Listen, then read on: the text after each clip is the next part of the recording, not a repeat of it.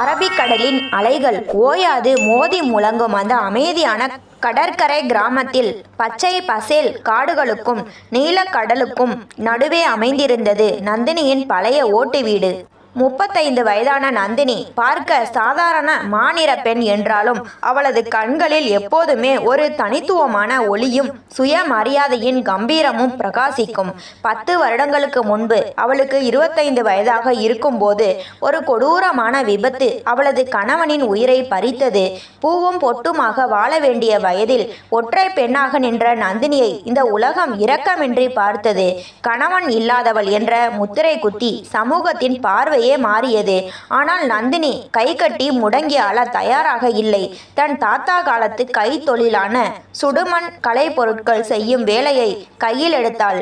களிமண்ணை குலைத்து அழகிய அகல் விளக்குகள், அலங்கார பானைகள் மற்றும் சிற்பங்களை செய்து விற்று தன் சொந்த காலில் நிமிர்ந்து நின்றாள்.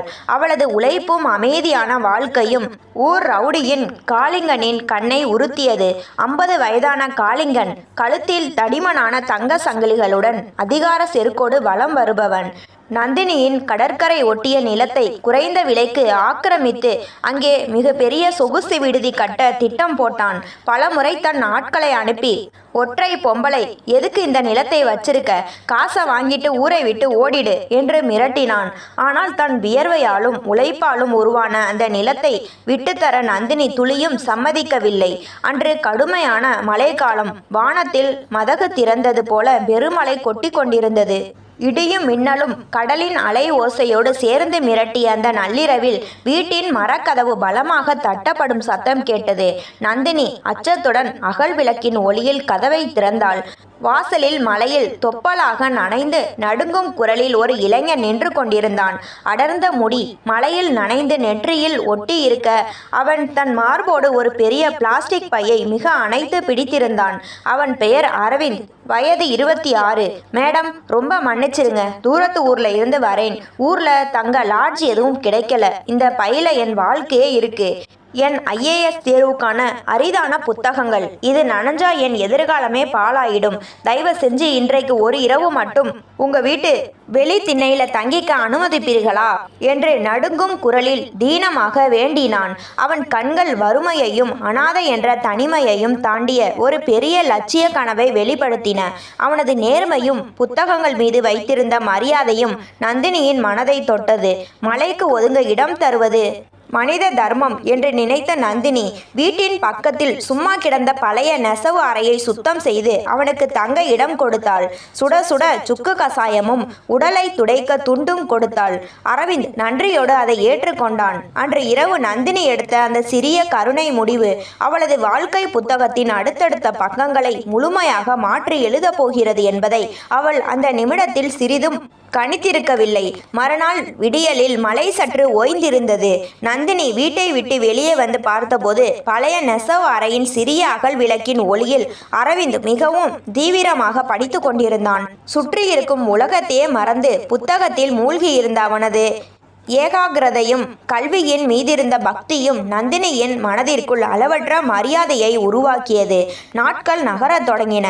அரவிந்த் அந்த பழைய நெசவு அறையையே தன் உலகமாக கொண்டு அல்லும் பகலும் படித்து கொண்டிருந்தான். அதிகாலையில் எழுந்து படிப்பது, பின்னர் கடற்கரைக்கும் காட்டிற்கும் சென்று சுற்றுச்சூழல் ஆய்வு செய்வது அவனது வழக்கமாக இருந்தது. தாய் போன்ற கரிசனையுடனும் நல்ல தோழியாகவும் நந்தினி அவனுக்கு சுட சுட உணவும் சுக்கு காப்பியும் வழங்கி அவனது படிப்பிற்கு எந்த சிறிய இடையூறும் வராதபடி பார்த்து கொண்டாள்.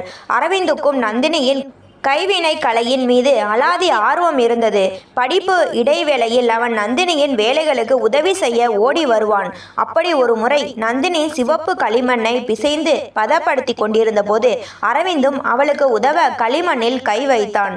அப்போது எதிர்பாராத விதமாக அவனது பலமிக்க விரல்கள் நந்தினியின் கைகளின் மீது பட்டன. 10 வருடங்களாக எந்த ஆடவனின் ஆதரவுமின்றி அன்பிற்கு இயங்கி பாறையாய் உறைந்திருந்த நந்தினியின் மனதிற்குள் அந்த மெல்லிய தீண்டல் ஆயிரக்கணக்கான வோல்ட் மின்சாரத்தை பாய்ச்சியது. உடல் சிலிர்க்க நாணத்துடன் சட்டென்று கையை விலக்கி கொண்டாள். ஆனால் அரவிந்தனின் கண்களில் எந்த ஒரு தவறான எண்ணமுமின்றி அவளது கலை மீதும் அவள் மீதும் ஒரு தூய்மையான புனித மரியாதையே இருந்தது. பக்கத்து வீட்டில் வசிக்கும் மூத்த உயிரான சுசீலா அம்மாவும் அரவிந்தனின் குணத்தை பார்த்து வியந்தார். பாரு நந்தினி, இந்த தம்பியோட கண்ணில் எவ்வளவு பெரிய லட்சியம் தெரியுது, தங்கமான குணம் படைச்ச பையன் என்று அடிக்கடி பாராட்டுவார். அந்த பழைய வீட்டில் இருவருக்கும் இடையே வார்த்தைகளற்ற ஒரு அழகான அமைதியான பிணைப்பு மலர்ந்து கொண்டிருந்தது. ஆனால் நல்லவர்களின் நிம்மதியைக் கண்டு இந்த சமூகம் சும்மா இருக்குமா? நந்தினியின் நிலத்தை கபலீகரம் செய்ய துடித்து கொண்டிருந்த காளிங்கனுக்கு அந்த வீட்டில் அரவிந்த் என்ற பட்டதாரி இளைஞன் தங்கி இருப்பது பெரிய முள்ளாக உறுத்தியது. அரவிந்த் இருக்கும் வரை நந்தினியை மிரட்டி நிலத்தை பறிப்பது கடினம் என்பதை உணர்ந்த காளிங்கன் ஒரு கொடூரமான சதியை தீட்டினான். தன் வலதுகரமான மஞ்சன் மூலமாக ஊருக்குள் நந்தினியை பற்றி அருவருப்பான வதந்திகளை பரப்பத் தொடங்கினான். மஞ்சன் ஊர் டீ கடைகளிலும் கோவில் பிரகாரத்திலும் கிணற்றடியிலும் நின்று கொண்டு நஞ்சை கக்கினான். பார்த்தீங்களா ஊர் ஜனங்களே, புருஷன் இல்லாத அந்த 35 வயசு நந்தினி தன்னை விட வயசுல சின்ன பையனை வீட்டுக்குள்ள வச்சிருக்கா. களிமண் பொம்மை செய்கிறேன்னு சொல்லிக்கிட்டு வீட்டுக்குள்ள என்னென்னவோ அநியாயம் நடக்குது என்று பச்சை பொய்களை கதையாக கட்டிவிட்டான். ஒரு பெண்ணின் கற்பின் மீது சேற்றை வாரி இறைப்பது துஷ்டர்களுக்கு மிக எளிதான காரியமாகிவிட்டது. 2 நாளில் இந்த வதந்தி காட்டுத்தீயாக ஊரெங்கும் பரவியது. நந்தினி தெருவில் நடந்தாலோ கிணற்றுக்கு நீர் எடுக்க சென்றாலோ மக்கள் அவளை பார்க்கும் பார்வையே மாறியது. பெண்கள் முகம் சுளித்து ஒதுங்கினார்கள். ஆண்கள் அருவருப்பான பார்வைகளால் அவளை சிதைத்தார்கள். இத்தனை ஆண்டுகளாக அதே ஊரில் தலை நிமிர்ந்து வாழ்ந்த நந்தினிக்கு இந்த சொற்கள் நெஞ்சில் ஈட்டியாய் பாய்ந்தன. அது மட்டுமின்றி நந்தினியிடம் தொழில் கற்றுக்கொள்ள வந்து கொண்டிருந்த 20 வயது ஏழை மாணவி காவேரியையும் அவளது பெற்றோர் வரவிடாமல் தடுத்தனர்.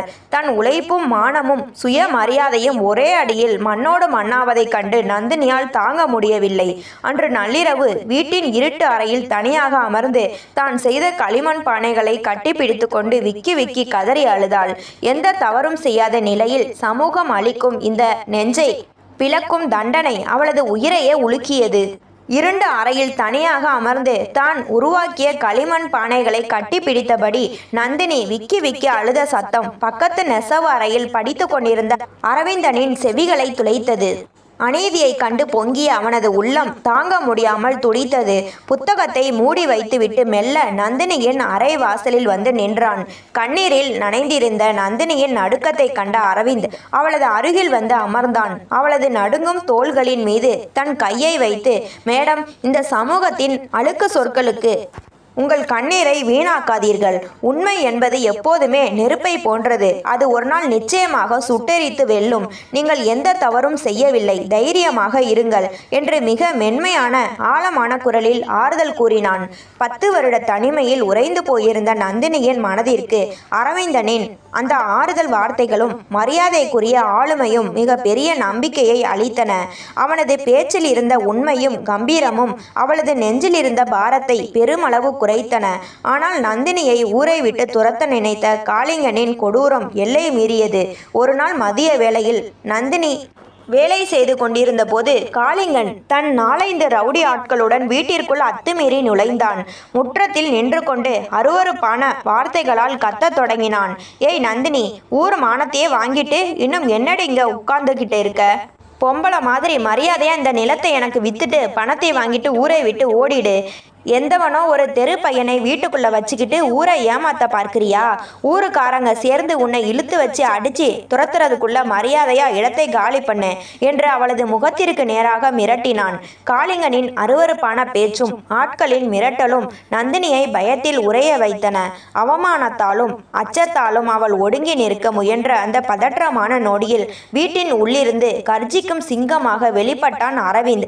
அவன் நேராக வந்து காளிங்கனின் முன்னால் ஒரு பாறை போல கம்பீரமாக நிமிர்ந்து நின்றான். அவனது கண்களில் கோபக்கனல் தெரித்தது. சட்டப்படி இந்த நிலம் முழுக்க முழுக்க நந்தினி மேடத்திற்கு சொந்தமானது. ஒரு பெண்ணை மிரட்டி நிலத்தை பறிக்க பார்க்கிறீங்களா? உங்களின் சட்டவிரோத பெனாமி சொத்துக்கள், நில ஆக்கிரமிப்புகள், கள்ள தொழில்கள் பற்றிய அனைத்து ஆதாரங்களும் என் கைக்கு வந்துவிட்டன. இன்னொரு அடி முன்னால் வைத்தால் உங்களை இந்த நிமிஷமே சிறை கம்பிகளுக்கு பின்னால் தள்ளுவேன் என்று இடி முழக்க குரலில் சீறினான் அரவிந்த். அரவிந்தனின் அந்த அஞ்சா நெஞ்சமும் சட்டபூர்வமான மிரட்டலும் கம்பீரமான ஆளுமையும் காளிங்கனை ஒரு கணம் ஆட்டி படைத்தன. அவன் முன்னால் நின்றிருப்பது வெறும் சாதாரண மாணவன் அல்ல, மிக பெரிய சட்ட அறிவும் துணிச்சலும் கொண்ட ஒரு இளைஞன் என்பதை உணர்ந்த காளிங்கன் மேற்கொண்டு எதுவும் செய்ய முடியாமல் தன் ஆட்களுடன் அவமானப்பட்டு பின்வாங்கினான். அந்த நிமிடம் அரவிந்தனின் அகன்ற தோள்களுக்கு பின்னால் நின்று கொண்டிருந்த நந்தினிக்கு உலகத்தில் உள்ள அனைத்து பாதுகாப்பும் தன் கைக்குள் கிடைத்தது போல் இருந்தது. இத்தனை ஆண்டுகளாக தனிமையில் தவித்த தன் வாழ்விற்கு ஒரு பலமான அரண் கிடைத்து விட்டதை உணர்ந்தாள். அரவிந்த் மீது அவள் கொண்டிருந்த அளவற்ற மரியாதையும் மதிப்பும் அந்த நொடியில் ஆழமான தூய்மையான காதலாக உருவெடுத்தது. சில நாட்களுக்கு பிறகு அரவிந்தனின் லட்சிய பயணத்தின் முக்கிய கட்டம் வந்தது. அகில இந்திய அளவில் நடைபெறும் IAS முதன்மை தேர்வுகளை எழுதுவதற்காக அவன் நகரத்திற்கு புறப்பட வேண்டியிருந்தது. கண்டிப்பாக வெற்றி பெற்று வாருங்கள் அரவிந்த் என்று கண்ணீருடன் வழியனுப்பி வைத்தாள் நந்தினி. அவன் சென்ற பிறகு அந்த பழைய ஓட்டு வீடு முற்றிலும் பாழடைந்ததைப் போல காட்சியளித்தது. அவன் தங்கியிருந்த அறை அவளை நோக்கி ஏங்குவது போலிருந்தது. தினமும் அவனது நல்வாழ்வுக்காகவும் மிக பெரிய வெற்றிக்காகவும் கடற்கரை கோயில் இறைவனிடம் மனமுருகி பிரார்த்தனை செய்வதையே தன் முதன்மை வேலையாக கொண்டு வாழ்ந்து வந்தாள் நந்தினி. மாதங்கள் வேகமாக உருண்டோடின. அரவிந்த் ஊரில் இல்லாத நேரத்தை பார்த்து காளிங்கனின் சதித்திட்டம் மீண்டும் தலையெடுத்தது. இம்முறை நந்தினியை முற்றிலுமாக முடக்கி ஊரை விட்டே விரட்டி அடிக்க வேண்டும் என்பதில் அவன் குறியாக இருந்தான். அதற்காக ஊர் பெரியவர்களை தன் பண பலத்தால் வளைத்து ஒரு பெரிய பஞ்சாயத்தை கூட்டினான். அன்று கிராமத்தின் புகழ் பெற்ற அம்மன் கோயில் பிரகாரத்தில் ஊரே திரண்டிருந்தது. நந்தினியை ஒரு கொடூர குற்றவாளியைப் போல பஞ்சாயத்தின் நடுவே கொண்டு வந்து நிறுத்தினார்கள். காளிங்கனின் ஏவலால் மஞ்சன் முன்னால் வந்து நின்று விஷத்தை கக்கினான். ஊர் ஜனங்களே, கணவன் இல்லாத இவள் வயதில் சிறிய ஒருவனை வீட்டில் வச்சுக்கிட்டு ஊரின் புனிதத்தை கெடுத்துட்டா. இவளால இந்த ஊருக்கே கேடு. இவளை இனிமே இந்த ஊர்ல வச்சிருக்க கூடாது, ஊரை விட்டே ஒதுக்கி வைக்கணும் என்று கத்தினான். கூடியிருந்த மக்களும் காளிங்கனுக்கு பயந்தும் வதந்திகளை நம்பியும் ஆமோதித்து தலையசைத்தனர். நந்தினி எவ்வித ஆதரவுமின்றி அவமானத்தால் உடல் நடுங்க தலை குனிந்து கண்ணீர் வடித்தாள். சுசீலா அம்மா மட்டுமே தூரத்தில் நின்று ஏதுமறியா நந்தினிக்காக கண்ணீர் சிந்தினார். பஞ்சாயத்து தலைவர்கள் நந்தினிக்கு ஊர் விலக்கல் தண்டனையை அறிவிக்க முற்பட்டனர். அப்போது அந்த அமைதியான கிராமத்து மண்ணான பாதையில் புழுதி பறக்க அலறல் சாய்ரன் முழங்க தொடங்கியது. சுழலும் சிவப்பு விளக்கு எரியும் கம்பீரமான அரசு உயர் அதிகாரியின் வாகனம் காவலர்களின் பாதுகாப்பு வாகனங்களோடு வந்து பஞ்சாயத்தின் முன்னே நின்றது. வாகனத்தின் கதவு திறக்கப்பட்டு உள்ளிருந்து வெளிப்பட்டவனை கண்டதும் ஊரே திகைத்து போய் ஸ்தம்பித்தது. வெளிப்பட்டவன் வேறு யாருமல்ல, நந்தினியின் வீட்டின் சிறிய நெசவு அறையில் தங்கி படித்த அரவிந்த். அவன் அகில இந்திய அளவில் நடைபெற்ற கடினமான UPSC தேர்வில் முதன்மை தர வரிசையில் தேர்ச்சி பெற்று நாட்டின் அதிகாரமிக்க IAS அதிகாரியாக பொறுப்பேற்றிருந்தான். அவனது கம்பீரமான அதிகாரி உடையில் நேர்மையும் அதிகாரத்தின் தேஜஸும் பிரகாசித்தன. அரவிந்த் நேராக மக்கள் கூட்டத்தை பிளந்து கொண்டு பஞ்சாயத்தின் நடுவே நின்றிருந்த நந்தினியின் அருகே வந்தான். ஊர் மக்கள் மூச்சடைத்து பார்த்து கொண்டிருந்த அந்த மிக பெரிய அதிகாரி எல்லாரும் வியக்கும் வண்ணம் நந்தினியின் பாதங்களில் விழுந்து வணங்கினான். பின்னர் ஊர் பஞ்சாயத்தினரை பார்த்து சிங்கமென கர்ஜித்தான். எந்த பெண்ணின் மீது நீங்கள் பொய்யான பழியை சுமத்துகிறீர்களோ அன்று அந்த புயல் இரவில் அவர் எனக்கு அடைக்கலம் தரவில்லை என்றால் நான் இன்று இந்த உயரத்தை அடைந்திருக்கவே முடியாது. நந்தினி மேடம் எனக்கு தங்க இடம் தரவில்லை, கருகி போகவிருந்த என் லட்சிய கனவுகளுக்கே உயிரளித்தார். அப்படிப்பட்ட ஒரு தேவதையின் கற்பின் மீது இந்த சுயநலமிக்க காளிங்கனின் வார்த்தையை கேட்டுக்கொண்டு கல் எறிகிறீர்களா என்று இடி முழக்க குரலில் கேட்டான். அரவிந்தனின் அதிகார குரலுக்கும் நியாயமான கோபத்திற்கும் முன்னால் ஊரே மிரண்டு நின்றது. உடனே தன் கோப்பையிலிருந்த இரகசிய ஆவணங்களை வெளியே எடுத்த அரவிந்த், காளிங்கன் இத்தனை ஆண்டுகளாக செய்து வந்த நில ஆக்கிரமிப்புகள், போலி பத்திரங்கள் மற்றும் கள்ள தொழில்களின் அனைத்து ஆதாரங்களையும் ஊர் மக்கள் முன் அம்பலப்படுத்தினான். கூட வந்த காவல்துறை அதிகாரிகளுக்கு உடனடியாக உத்தரவிட காளிங்கனின் கைகளில் கைவிலங்கு பூட்டப்பட்டது. அவன் அலறியபடியே காவல் ஜீப்பில் ஏற்றப்பட்டான். இத்தனை காலமாக நந்தினியின் மீது சுமத்தப்பட்டிருந்த களங்கம் ஒரே நொடியில் பொசுங்கி சாம்பலானது. காளிங்கனின் சதி திட்டமும் கள்ளத்தனங்களும் அம்பலமாகி அவன் காவல்துறை ஜீப்பில் இழுத்து செல்லப்பட்டதைக் கண்ட ஊர் மக்கள் உறைந்து போய் நின்றார்கள். இத்தனை நாட்களாக நந்தினியின் மீது வீண் பழி சுமத்தி அவளது சுடுமண் கலையையும் கற்பையும் கேவலமாக பேசுவதை நினைத்து ஒவ்வொருவரும் அவமானத்தால் தலை குனிந்தனர். பஞ்சாயத்து பெரியவர்களும் ஊர் தலைவர்களும் நந்தினியின் முன்னே ஓடி வந்து கைகூப்பி தங்கள் அறியாமையை மன்னிக்கும்படி வேண்டினர். எங்களை மன்னிச்சிடுமா நந்தினி, காளிங்கன் சொன்ன பொய் வார்த்தைகளை நம்பி உனக்கு மிக பெரிய பாவத்தை செஞ்சிட்டோம் என்று வருந்தினர். நந்தினியின் கண்கள் மீண்டும் கலங்கின. ஆனால் இம்முறை அது அவமான கண்ணீர் அல்ல, நியாயத்திற்கு கிடைத்த வெற்றி தரும் ஆனந்த கண்ணீர். அரவிந்த் தன் அரசு அதிகாரத்தை பயன்படுத்தி நந்தினியின் பாரம்பரிய சுடுமண் கைவினை கலைக்கு மத்திய மற்றும் மாநில அரசுகளின் சிறப்பு அங்கீகாரத்தை பெற்று தந்தான். அது மட்டுமின்றி அத்தொழிலை விரிவுபடுத்த லட்சக்கணக்கான ரூபாய் அரசு நிதியுதவியையும் வழிவகை செய்தான். இதனால் நந்தினியை பற்றி பரவிய வதந்தியால் பயந்து வேலைக்கு வராமல் நின்ற காவேரி போன்ற கிராமத்து பெண்களுக்கு மீண்டும் வாழ்வாதாரமும் வேலையும் கிடைத்தன. நந்தினியின் அந்த சிறிய ஓட்டு வீடு ஊருக்கே பெருமை சேர்க்கும் மிக பெரிய கைவினை கலை மையமாக உருவெடுத்தது. அன்று மாலை கிராம மக்கள் அனைவரும் இணைந்து புதிய IAS அதிகாரியாக பொறுப்பேற்ற அரவிந்தனுக்கு மிக பெரிய பாராட்டு விழாவை ஏற்பாடு செய்திருந்தனர். விழா மேடையில் கம்பீரமாக நின்ற அரவிந்த் மைக்கை பிடித்து பேசத் தொடங்கினான். என் பெற்றோர் எனக்கு இந்த உடலையும் உயிரையும் கொடுத்தார்கள். ஆனால் நந்தினி மேடம்தான் என் கருகி போகவிருந்த கனவுகளுக்கு உயிரளித்தார். அன்று அந்த புயல் இரவில் எனக்கு அவர் இடம் தராவிட்டால் என் எதிர்காலமே இருண்டிருக்கும். ஊரே எதிர்த்த போதும் என் லட்சியத்திற்கு தூணாக நின்றவர் அவர். என் இந்த IAS வெற்றி, என் அதிகாரம் எல்லாமே நந்தினி மேடத்திற்கு மட்டுமே சமர்ப்பணம் என்று உணர்ச்சி பொங்க பேசினான். அவனது வார்த்தைகளை கேட்டு நந்தினியின் கண்கள் நெகிழ்ச்சியால் பனித்தன. விழா சிறப்பாக முடிவடைந்ததும் அந்த அமைதியான மாலை வேளையில் பொன்னிற சூரியன் கடலில் மறையும் அழகிய நேரத்தில் இருவரும் கடற்கரை காற்றில் தனியாக நடந்து சென்றனர். அலைகள் பாறைகளில் மோதி உடையும் சத்தத்திற்கு நடுவே அரவிந்த் மெல்ல நடந்து வந்து நந்தினியின் எதிரே நின்றான். அவனது பளபளக்கும் கண்கள் நந்தினியை அன்போடு நோக்கின. மெல்ல அவளது கை விரல்களை தன் கைக்குள் பத்திரமாக பற்றி கொண்டான். நந்தினி, நான் இன்று எவ்வளவு பெரிய அதிகாரியாக வேண்டுமானாலும் உயர்ந்திருக்கலாம். ஆனால் என் வாழ்க்கைக்கு முழுமையான அர்த்தமும் நிம்மதியும் தந்தது நீங்கள் மட்டும்தான்.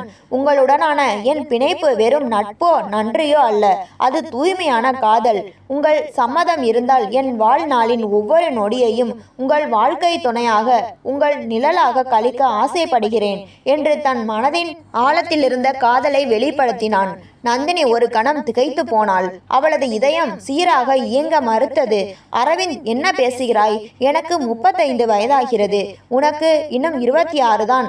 நான் கணவனை இழந்தவள். இந்த சமூகம் நம் வயது வித்தியாசத்தையும் இந்த பந்தத்தையும் ஒருபோதும் ஏற்றுக்கொள்ளாது என்று நாணத்தோடும் அச்சத்தோடும் பின்வாங்கினாள். அரவிந்த் அவளது கைகளை மேலும் இறுக்கமாக பற்றி அவளது கவலைகளை துடைக்கும் வண்ணம் புன்னகைத்தான். நாம் இந்த சுயநலமிக்க சமூகத்திற்காக வாழவில்லை நந்தினி. உண்மையான அன்பிற்கும் மனங்களுக்கு முன்னால் வயது என்பது வெறும் எண்தான். உங்கள் சுயமரியாதை, தூய்மையான குணம், உழைப்புதான் எனக்கு முக்கியம். உங்களுடன் வாழ்வதுதான் என் வாழ்வின் ஆக பெரிய பாக்கியம் என்று அன்போடு புரிய வைத்தான். அரவிந்தனின் உண்மையான அன்பிற்கும் லட்சியத்திற்கும் முன்னால் நந்தினியின் தயக்கங்கள் அனைத்தும் பனி போல உருகி மறைந்தன. சுசிலா அம்மா மற்றும் ஊரின் சில மூத்த பெரியோர்களின் முன்னிலையில் அலைகள் தாளாட்டும் கடற்கரைக்கு அருகில் இருந்த தொன்மையான கோவிலில் இருவரும் மிக எளிமையான முறையில் மாலை மாற்றி திருமணம் செய்து கொண்டனர். இத்தனை ஆண்டு காலமாக நந்தினியை உலுக்கிய தனிமையும் வேதனையும் படுவும் அரவிந்தனின் அளவற்ற அன்பில் முற்றிலும் கரைந்து போயின. கதையின் நீதி: ஒரு பெண் தனித்து வாழும்போது இந்த சமூகம் பல தடைகளையும் வதந்திகளையும் தூற்றும். ஆனால் நந்தினியைப் போல தன் உழைப்பையும் சுயமரியாதையையும் நம்பி தைரியமாக எதிர்கொண்டால் உண்மைக்கும் நேர்மைக்கும் என்றாவது ஒரு நாள் கண்டிப்பான வெற்றி கிடைக்கும். உறவுகளுக்கும் வாழ்க்கைக்கும் பரஸ்பர மரியாதையும் தூய்மையான அன்பும் தான் முக்கியமே தவிர சமூகத்தின் வீண் கட்டுப்பாடுகள் அல்ல. நண்பர்களே, இந்த கதை உங்களுக்கு பிடிச்சிருந்தால் மறக்காமல் லைக், சப்ஸ்கிரைப் செய்து விடுங்கள். உங்கள் கருத்துக்களை பதிவிடுங்கள். நன்றி.